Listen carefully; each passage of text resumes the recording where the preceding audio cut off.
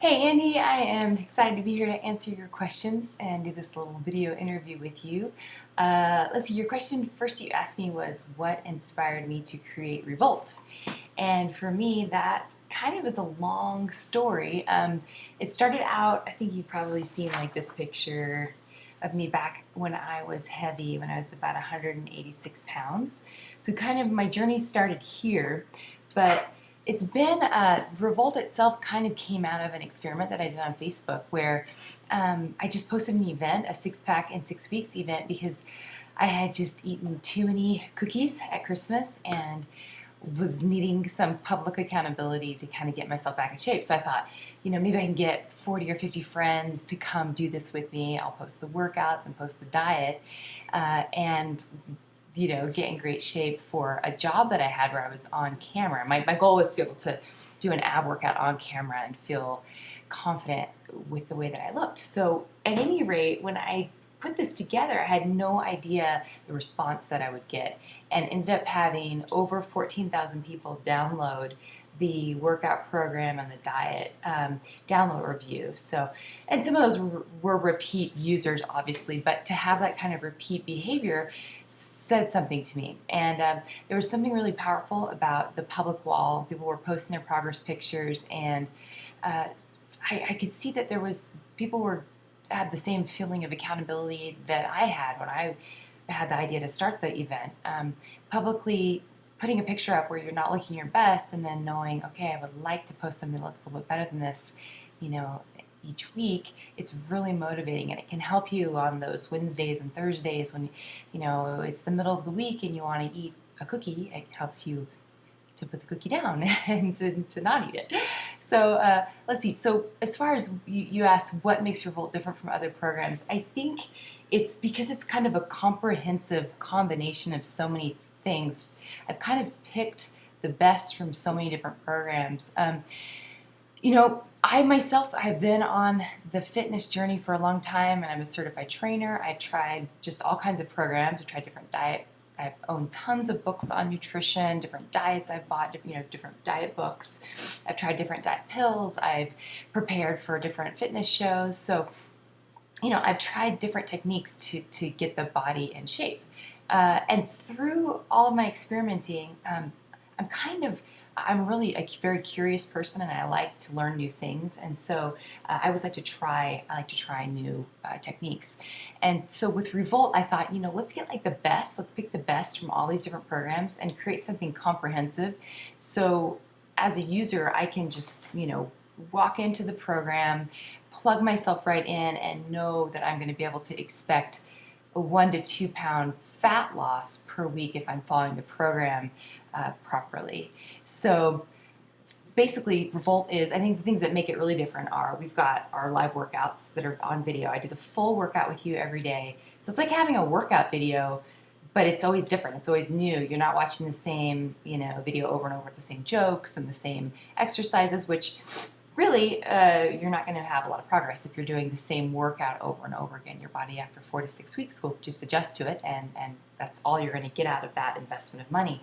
Whereas with Revolt, I felt like, I'm sick of, especially after having tried so many different programs, I'm sick of how expensive things are. I hear about these, cross-training classes that are ridiculously priced, and I just think, I don't know, just the greed in the fitness and supplement industry really gets under my skin. So I wanted to offer something to people that was comprehensive, that gave them everything they needed to know to get their bodies into amazing shape in a set period of time.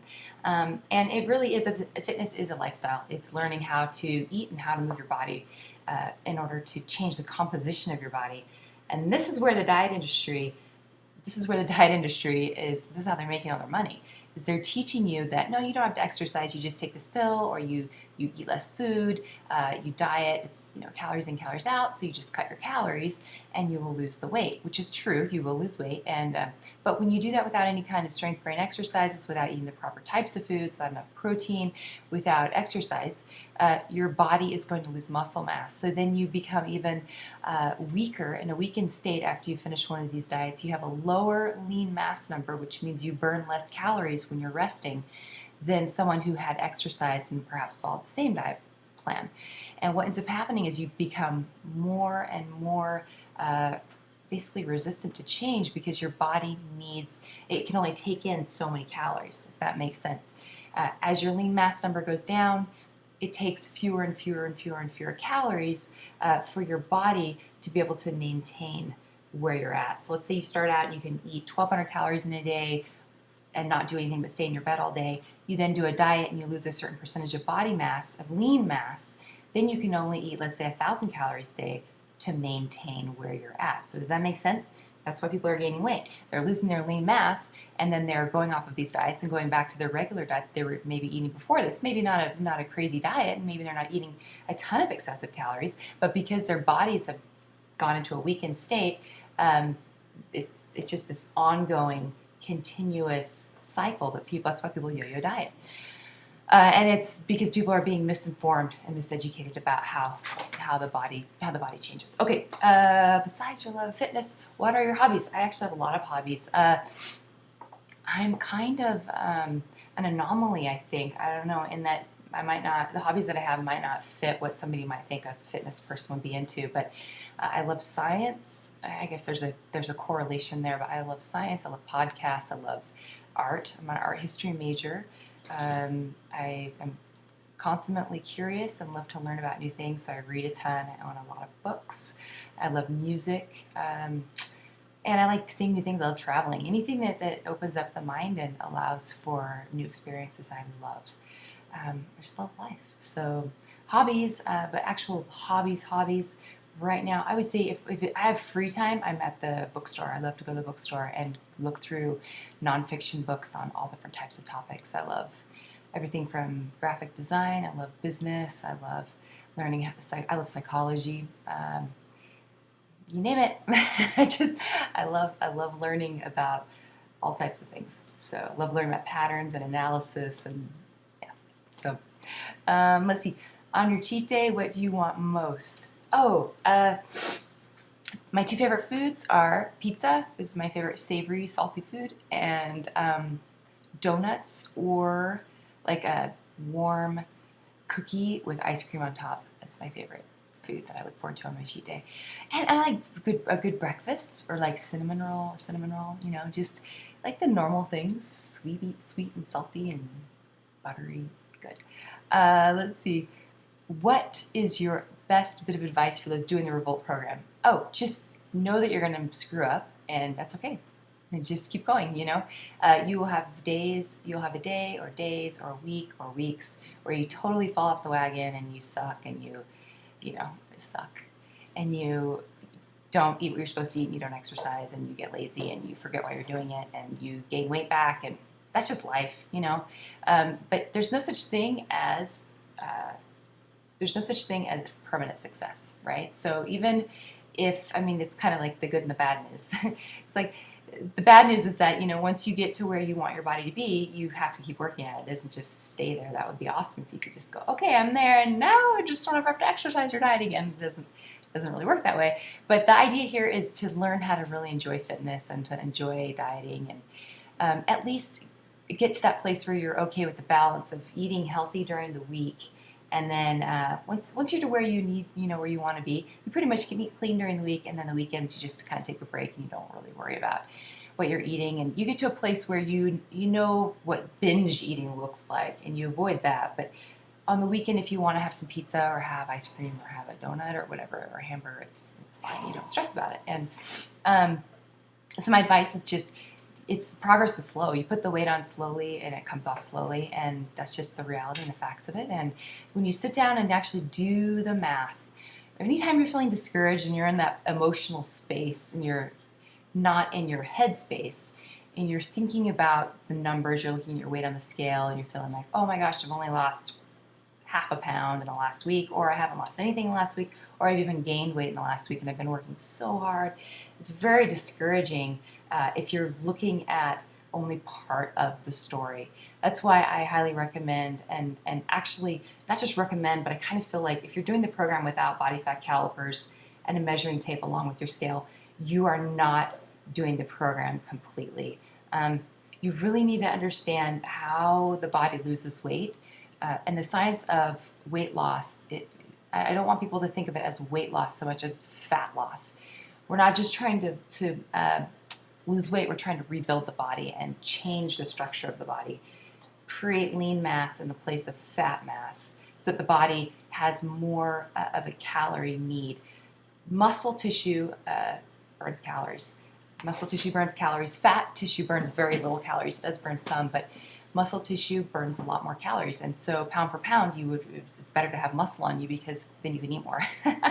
So you not have to exercise. So let's see. What is favorite thing about being a mom? Favorite thing about being a mom. I don't know. There's lots of things. I love seeing my kids change. I mean, sometimes it just goes so quickly, and it's amazing to see. I was just looking at some pictures from last St. Patrick's Day, and just how much they, in a year, change. And but it's just so fun to see their personalities develop and to have that one-on-one time with them. I have 4 kids, and so to go one-on-one, out with my son who turns 13 this week, and just to be amazed by life, and that I have a kid that's 13 and as tall as I am, and just turning out to be such an incredible person, and it's just great. I love being a parent. I love how they're also different too. What is one thing most people don't know about you? Probably people are surprised to know that I'm actually very geeky, I guess. I don't know. My ideal things that I love doing are pretty. I don't know, they're not what somebody maybe might associate with someone who's like a fitness person. I as a kid, I was in the Talented and Gifted program, and, I was like a smart, nerdy little kid, and I feel like I'm still that nerdy person. And so a lot of things that I like to do, a lot of people might think are boring. Like, for example, what I said earlier about going to the bookstore, I don't know, I like learning about things that maybe a lot of people might not be interested in. I'm interested in quantum physics, and anything to do with outer space is fascinating to me. I love science fiction movies and books. So, yeah, I guess that would, people might people are surprised, I think, when they hear that about me. Favorite song to work out to. Okay, yeah, I don't have a favorite. I have it's always changing, and right now, I think my favorite song that I have, I Love It by, what's their name? Charlie, it's like British pop group. I can't think of their name right now, but I love it. I like that song. Anything that's upbeat, and sometimes, you feel like rock and roll. Sometimes you feel like a little hip hop. Sometimes I need someone like yelling at me in my ear. It just depends on the day. What's your favorite exercise move? Favorite exercise move probably would be a squat. I like squats a lot. I like anything that uses the lower body. They're hard, but I feel good after I've done them. When I first started working out, I hated doing like an overhead press. My shoulders, when I first started, were really super wimpy, and so now I love doing shoulder exercises. That was a body part that I've really worked on a lot. Brought up my strength with my shoulders, and can do 35-pound dumbbells now with overhead press, which before I could barely do like 15 pounds, So that feels really good. Any exercise, always try to, if you have an exercise that you dislike, it's typically because that body part is your weakness. So if you work it, then it ends up becoming an exercise you like. So that's been what I found. What motivates you to get out of bed and work out in the mornings when I want to stay in bed? Probably, honestly, the one thing that gets me out of bed is breakfast. When I think about I think of eat like a warm bowl of oatmeal. That's just gets me up out of bed in the morning. But there are days where I'm just tired and don't want to get up either. And sometimes my workouts I do better if I work out in the afternoon or nighttime. If I haven't got a lot of sleep. So as long as it gets done, it doesn't matter. 3 items you cannot live without. Okay, I'm going to show my vanity here, but it really is true. Now, this is not including people, of course. It's just stuff. So, number 1 item is my makeup bag. Sorry, it's just, I'm a girl. I like my makeup. So, that's number 1. Number 2, I'm not a super, I don't know, I don't really care too much about things, but probably books. There are a few books. I love the I Ching. things, yeah, I like the Bible, you know, things that give sort of like spiritual dimension and depth to life. That would be the type of book I would want to have. And then other than that, gosh, I don't know. I don't know what else I would need. I don't know. That's it. I honestly, there are not a lot of things that I just couldn't just do without. I've had a lot of things in my life and had a lot of money at different times in my life and then gone without. So, I don't know. As long as you have the people that you love around you, that stuff kind of just comes and goes anyway. So, it doesn't really matter. Oh, I do like my iPhone though. I love it. It's like my little pet. So iPhone and computer are probably things that if I had to pick, definitely they would be on the top of the list. And of course, all family photos. And now I'm going over 3, but you know, all the stuff that people usually say, like, what would you grab if your house is on fire? You know, yeah, those family photos for sure. What is your go-to trick when you're craving sweets or other snacks during the week? Oh, I hate that. My hardest thing is at nighttime.